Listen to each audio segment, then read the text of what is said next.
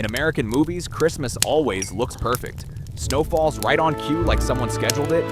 Everyone wears sweaters that fit Harold, and this is somehow the still best breathes. Christmas ever. Houses are It so truly clean is, you my think they love. moved in yesterday. A perfect Dinner winter hits the wonderland. table on time. Nobody is mad. Nobody is late. And the weirdest part, nobody mentions money. In real life in America, Christmas shows up with bills. Credit cards start whispering threats. Gifts not bought, tree not up yet. End of year emails still unanswered. Someone in the house says this year is exhausting. We believe Christmas will automatically be happy, that joy just turns on when the date arrives, but no magic happens on its own. If you do not prepare your mindset, do not prepare your expectations, and do not leave room for imperfection. Christmas is not naturally joyful, it simply reflects the state you bring with you. Story 1. Christmas will just be happy on its own. The Miller family walked into Christmas season with impressive confidence. They believed Christmas works like a microwave. Just reach the date and everything heats itself up. No one discussed what they would do. No one asked what anyone expected. Everyone assumed someone else had already prepared. The tree was bought the night before. The gifts were still sitting in an online cart. Dinner was decided with the sentence, "It will probably be fine." When the holiday arrived, everything happened correctly but not joyfully. There were no arguments. There was also no real laughter. Everyone was polite to a suspicious level. The kids finished opening gifts and immediately asked, "What else is there?" When night fell, everyone felt oddly empty, like finishing a long movie and not knowing what it was about. Their mistake was not a lack of money or a lack of gifts. It was believing joy appears on its own. Christmas showed up. But the feelings were stuck outside the door because no one invited them in. Story 2. Last-minute gift shopping. December 23rd. An American mall looks like a survival competition. The parking lot is full of drivers circling like sharks who smell discounts. The Parker family charges inside with determined eyes. They believe there is still time. They shop with a very scientific strategy. If it is still on the shelf, it must be good. If it is pre-wrapped, it must be suitable. If it is heavily discounted, it must be meaningful. Each gift is chosen within 30 seconds. The result is mom gets a blender she will never use. Dad gets a sweater 2 sizes too small, and the kid gets a toy the house already has 3 of. The receipt is long, the wallet is thin, and the guilt is very real. The mistake is not buying late. It is thinking a gift only needs to exist, instead of needing to be thought about. Christmas does not hate last-minute gifts, but it always sends along a very expensive emotional bill. Story 3. The more expensive the gift, the more loved you are. In America, there is an unspoken belief every Christmas that the price of a gift is directly proportional to love, and Tom believes this absolutely. He walks into the store with the mindset of someone trying to prove his worth, does not look at prices, does not listen to reason, only listens to the voice in his head. If I give this, they will understand how important I am. The credit card keeps swiping. The sales staff smiles very professionally. Tom sweats more than the snow outside. When the gifts are opened, everyone says thank you. Smiles, gives light hugs, then sets the gift aside. There is no explosive moment. No sparkling eyes, just Tom sitting there wondering why he still feels empty. Turns out the mistake is not buying expensive gifts. It is using money to ask a very dangerous question. Am I enough to be loved? Christmas does not answer that question, it only exposes it more clearly. Story 4. Other people's Christmas on Christmas Eve. Lisa family sits on the sofa, each holding a phone. No one is talking, but everyone is busy. Instagram shows families smiling in perfect sync. TikTok is full of flawless trees and kids opening gifts to music. Family vlogs look warm to an unbelievable level. Lisa looks around her own house. The tree is slightly crooked, dinner is missing one dish. People talk in fragments and no one is smiling at the right camera angle. The feeling of not enjoying it shows up fast. No one says it out loud, but everyone feels like they are in the wrong place. In the wrong Christmas. The funny thing is, the families on the screen probably argued right before hitting record and will keep arguing after the camera is off, but that never shows online. Lisa's mistake is not using social media. It is comparing her real moment to someone else's curated version. Christmas is not worse. Only comparison makes it feel dull. Story 5. The more people, the more fun. Sarah firmly believes a proper Christmas party has to be crowded. So crowded, the house looks like a supermarket commercial. She invites friends, coworkers, neighbors, acquaintances of acquaintances. Everyone gets an invite because everyone can bring the vibe. On the holiday, the living room is so packed there are not enough seats. Sarah runs between the kitchen and the living room like a marathon runner, constantly asking if anyone needs anything but never staying long enough to hear the answer. People talk in small clusters. Each group in its own corner. No one stays long enough to truly connect with anyone. The music is a little loud. The laughter is plentiful, but the feeling is very thin. At the end of the night, Sarah sits down for the first time all day, so tired she forgets to eat. She looks around the house full of people and suddenly realizes she has not had a single real conversation. The mistake is not inviting many people. It is believing quantity can replace presence. Christmas is not measured by noise. It is measured by moments where people truly stay with each other. Story 6. No boundaries with family. The Anderson family has a very American trait. Christmas means seeing every generation, morning at the parents' house, lunch at the grandparents', afternoon at the aunts and uncles. Night comes back home to eat one more meal to make it complete. The schedule is written out longer than the gift shopping list. No one dares to say they are tired because saying it sounds like not loving the family, so everyone keeps nodding while their emotions fall behind. They move from one house to another, carrying food, carrying polite smiles, and carrying growing tension. Every conversation is rushed, every hug is short. By night, no one has energy left. No one is truly present, only the feeling of being stretched like a rubber band. Their mistake is not loving family too much. It is forgetting that love also needs boundaries. Christmas does not need you to be everywhere. It only needs you to truly be present in one place. Story 7. Just one drink. The office Christmas party always starts very civilized. People dress nicer than usual, laugh more than usual, and say, "Working together this year has been great." The first drink is sipped very slowly. The second drink is to avoid being awkward. By the third drink, someone says, "I normally do not drink like this."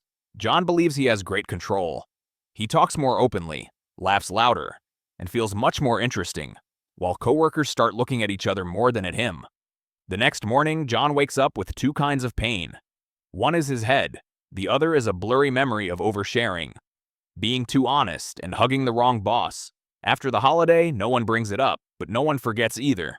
The mistake is not drinking, it is forgetting. This is still your workplace. Christmas can be more relaxed, but your HR file never forgets.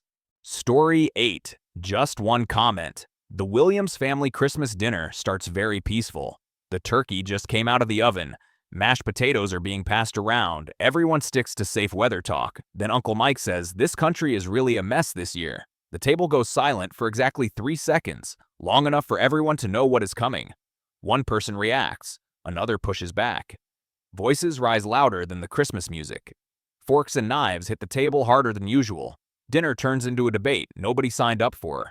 No one changes their mind, no one wins. Only the turkey slowly gets cold, and the atmosphere freezes faster than the snow outside. After that, everyone eats in silence, leaves earlier than planned, and avoids eye contact during goodbyes. The mistake is not having opinions, it is bringing them to the Christmas table. This is not Congress, and family is not a place to win or lose. Christmas does not need you to be right, it just needs the dinner to be finished together. Story 9. Pleasing everyone. The Brown family's Christmas is measured by how many houses they have to visit. Morning at the in-laws on one side, lunch at the in-laws on the other, afternoon rushing to siblings night, stopping by friends just to complete the list. They drive more than they talk. They stay just long enough to say hello, but not long enough to actually sit down. Every dish is only tasted. Every conversation gets cut off by the line, "We have to head out." They smile everywhere they go, but the smiles feel more polite than joyful. No one is angry, but no one feels chosen either. When the holiday ends, everyone is exhausted, yet no one can clearly remember what they enjoyed. They only remember feeling late in one place and rushed in another. The mistake is not wanting to make everyone happy. It is thinking you can split yourself into pieces. Christmas does not need you everywhere. It needs you fully present in at least one place. Story 10. Kids only need gifts. The Wilson family prepares for Christmas like a shopping campaign. The tree is buried under boxes. Wrapping paper crackles all over the room. So many gifts they have to stack them in 2 rows. The adults stand around taking photos while checking phones, saying, "Let's open the rest later." The kids open gifts very fast. Once they finish, they ask, "Is there more?" No one sits down to play with them. No one asks which one they like best. No one listens to the stories they want to tell. The adults are busy capturing the moment more than actually being in it. A few days later, most of the toys sit untouched in a corner. But the child remembers very clearly, "That was the year no one played with me." The mistake is not buying many gifts. It is thinking gifts can replace presents. Kids do not remember price tags. They remember who sat down next to them. Christmas for kids is not inside the gift box. It lives in the time when someone is truly there. Story 11. Forgetting self-care. Emily's Christmas season starts very early. She sleeps less than usual, eats more than planned, and keeps saying after the holidays, "I will rest." She runs from one task to another, buying gifts, preparing parties, cleaning the house, drinking more coffee to keep going, and eating more cake because today is special.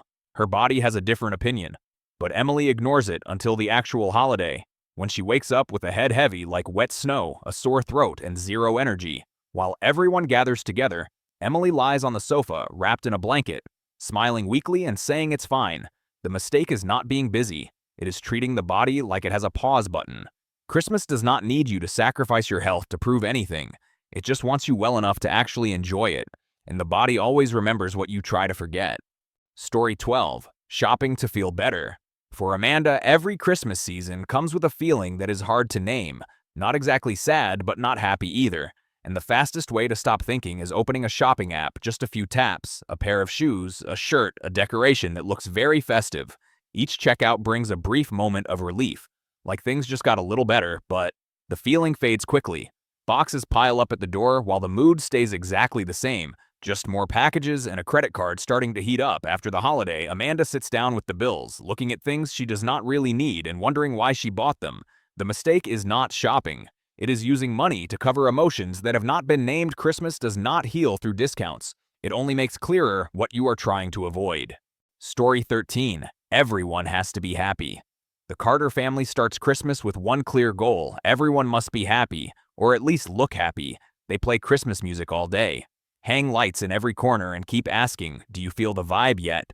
Only Aunt Helen cannot keep up. She has just gone through a very long year, and Christmas for her is not red or green. It is the color of memories and empty spaces. But whenever she goes quiet, someone says, "Come on, cheer up." It is Christmas. She smiles to get through it, sits still, and feels like the only one having the wrong emotion. The mistake is not loving Christmas. It is thinking everyone has to love it the same way.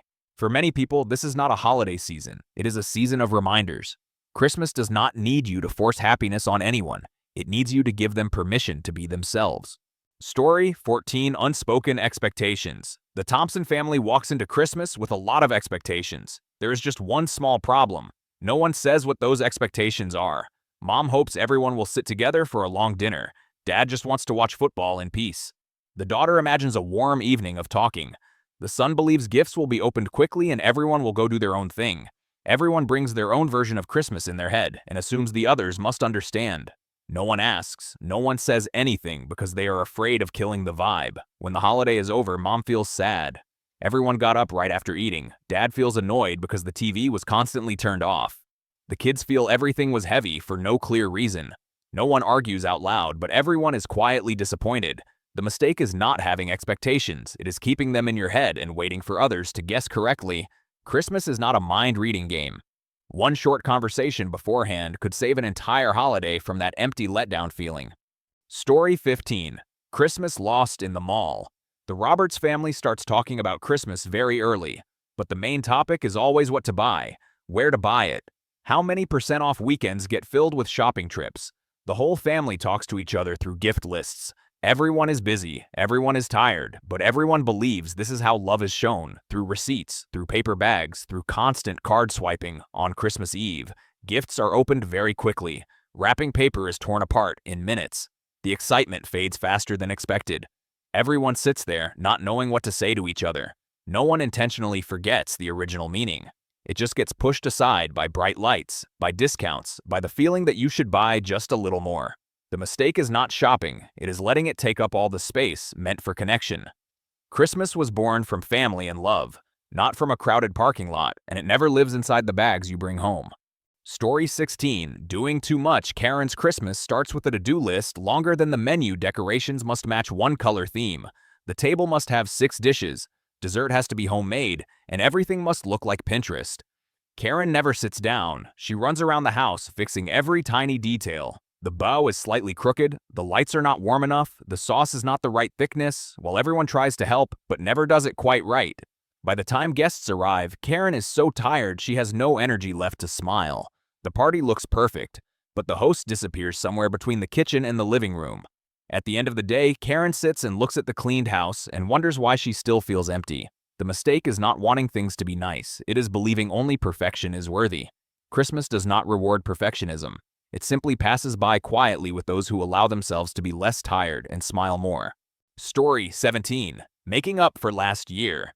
Last year, Christmas for the Nguyen family passed by very quickly. Nothing was bad, but nothing was memorable either, and the whole family quietly agreed on one thing. This year has to count, so the pressure starts very early. More decorations, bigger gifts, more detailed plans, everything carries the spirit of this year cannot fail. They try to create joy but act like they are running a project. Every moment gets evaluated. Is this fun enough? Is this worth it? Is it better than last year? As noon approaches, the atmosphere gets heavier. People smile, but the smiles feel like completing a task. No one truly relaxes by the end of the day. Everyone is exhausted, not because they did too much, but because they kept proving this year was better. The mistake is not wanting to make up for it, it is dragging the past into the present. No 2 years are the same. Christmas does not need you to fix anything. It only needs you to fully live in this year developer mode. Story 18. Old stories that refuse to stay asleep. The Harris family sits down for Christmas dinner with a very clear intention. This year, we are not bringing up the past. Everyone nods very seriously. The first 15 minutes go smoothly until someone says, "Hey, remember that year?" The whole table goes silent like the power just went out. A small story from years ago gets pulled out, then connected to a bigger one. Voices slowly rise, smiles disappear, mashed potatoes get cold faster than the room. No one actually wants to fight, they just want to be right one more time. But every sentence opens an old wound that everyone thought they had forgotten. The result is dinner ending early, people cleaning up in silence and going home, feeling heavier than when they arrived. The mistake is not remembering the past. It is bringing it up on the one day everyone needs lightness the most. Christmas is not a case review. Some things cannot be solved by repeating them. They can only be put down so the dinner can feel whole again. Story 19. Overnight guests. The Lee family invites relatives over for Christmas with a very simple assumption: dinner, and then everyone goes home. No one mentions staying over because everyone thinks it will not come to that. But the snow falls heavier than forecast, the roads get icy, and the familiar sentence appears: "Maybe we should stay one night to be safe." The living room quickly turns into a temporary bedroom. The sofa gets pulled out. Blankets come from a long-forgotten closet. Personal space disappears in 10 minutes. Night comes. Everyone sleeps closer than comfortable. Snoring sounds very clear. Whispered conversations drag on. No one really sleeps. The next morning everyone is polite, but the tension hangs in the air. Small things feel more irritating than usual. The mistake is not letting people stay. It is not preparing mentally for sharing personal space. Christmas loves warmth, but it also needs boundaries because not everyone enjoys waking up without a single minute to themselves. Story 20. Christmas as proof of success. For Mark, Christmas is a very convenient time to show how far he has come. The house has to be big enough to walk guests around. The car is parked right in front for easy viewing.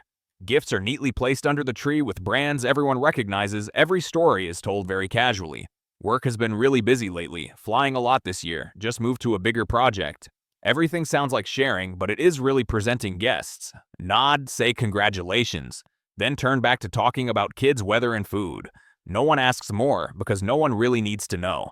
At the end of the night, Mark sits alone. The house is still beautiful. The gifts are still expensive, but the room feels strangely empty. The mistake is not being successful, it is placing success in the middle of the dinner table. Christmas does not need you to prove anything. It only asks very quietly, is there anyone who stays with you when you do not need to keep talking anymore? Story 21. Forgetting to say thank you all through Christmas season. Linda is the one doing the most cooking, cleaning, remembering who is on a diet, who has allergies, who likes which dish. Everything appears in the right place at the right time, like magic. The whole family arrives, eats well, laughs, compliments how great the meal is, then stands up and moves to another room to talk. No one stops long enough to really look at her. Linda is not asking for big praise, just one simple sentence. "Thank you, Mom. Thank you for taking care of everything," but that sentence never comes. Everyone assumes she knows, because she always does this.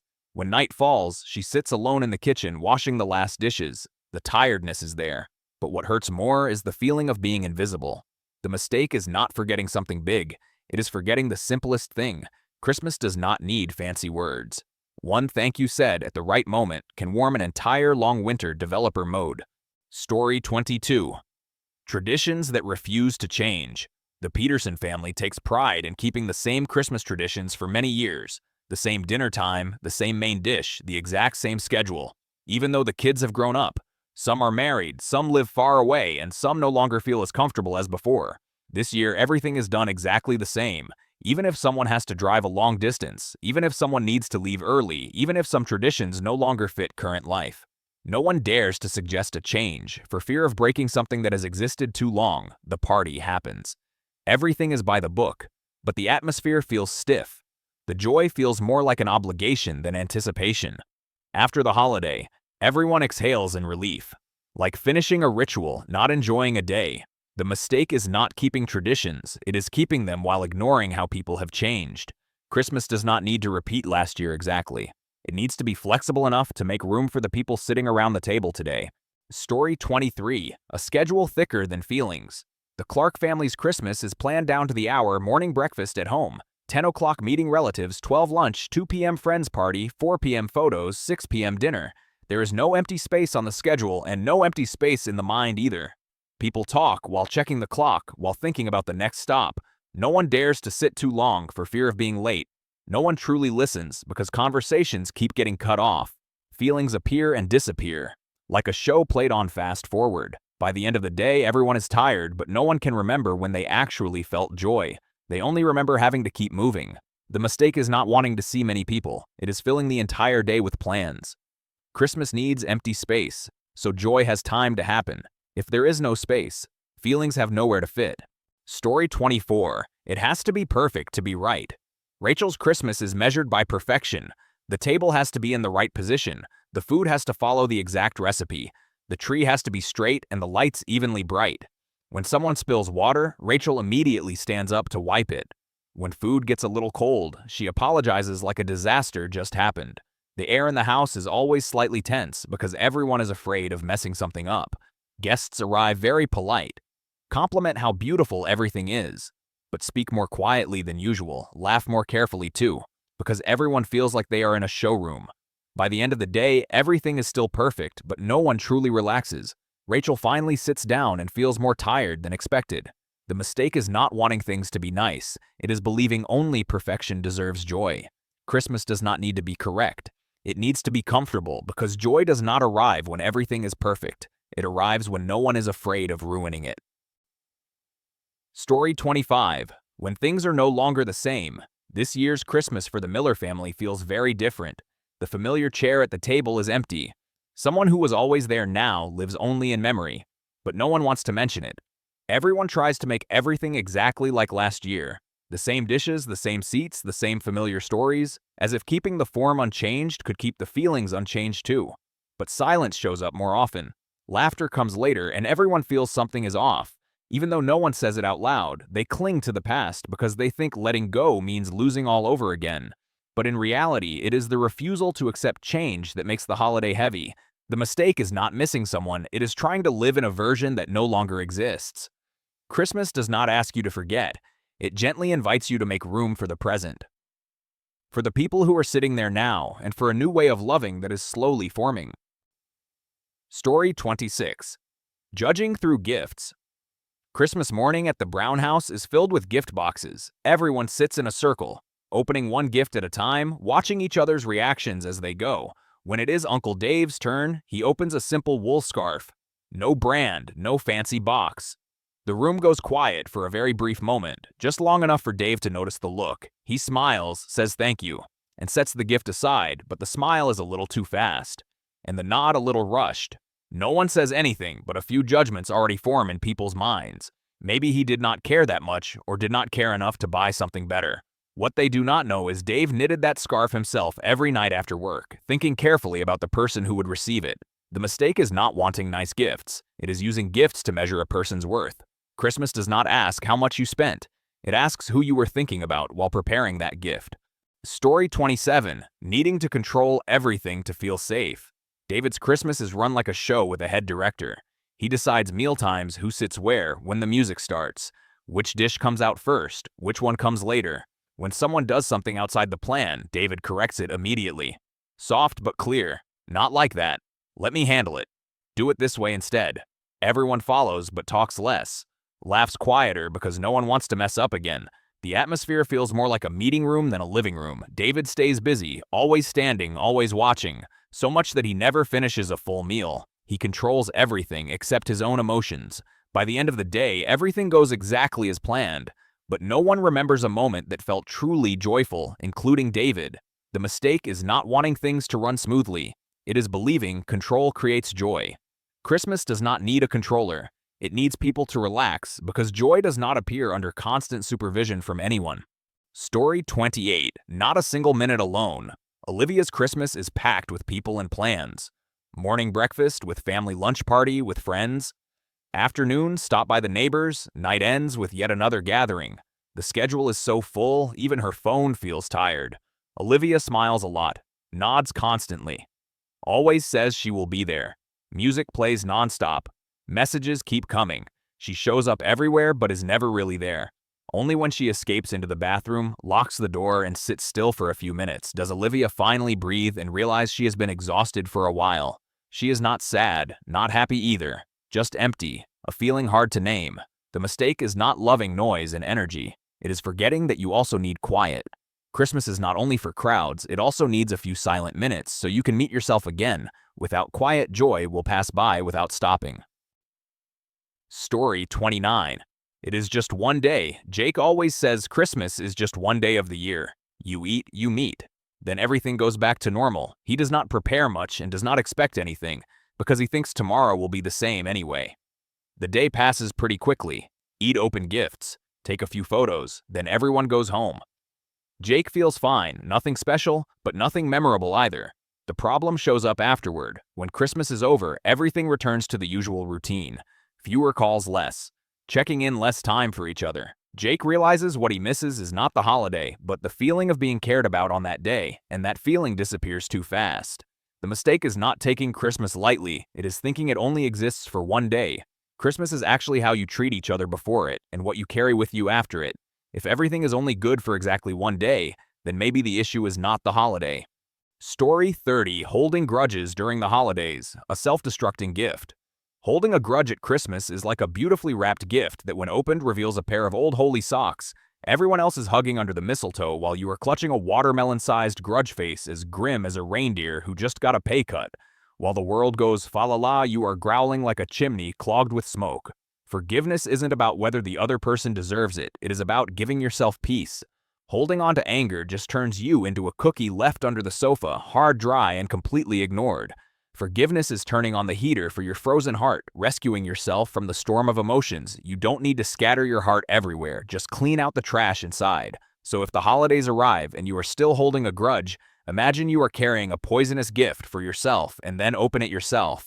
Story 31. Forgetting to enjoy the moment. Living online, dying emotionally.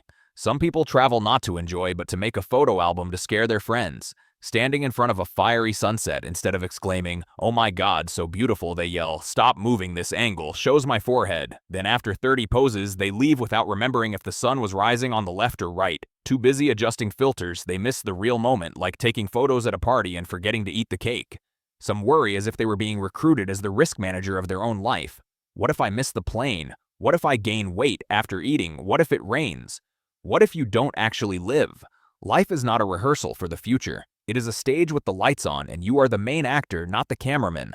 So stop snapping so much, stop stressing, and start truly living. The photo may be blurry, but the feelings should be clear. Outro Christmas does not need to be perfect. No need for a 3-meter-tall tree cookies shaped like stars or gifts wrapped like an ad. You just need to be truly present. Present to laugh with your loved ones. Present to hug someone a little longer. Present to breathe, to eat, to laugh out loud, and to not have to force yourself to be fine, because this moment will not repeat. Because joy does not need a plan to happen. Because the best thing you can give yourself and others is genuine presence, unedited, unfiltered, wishing you a holiday season, warm, full, and without having to clean up too much after the party.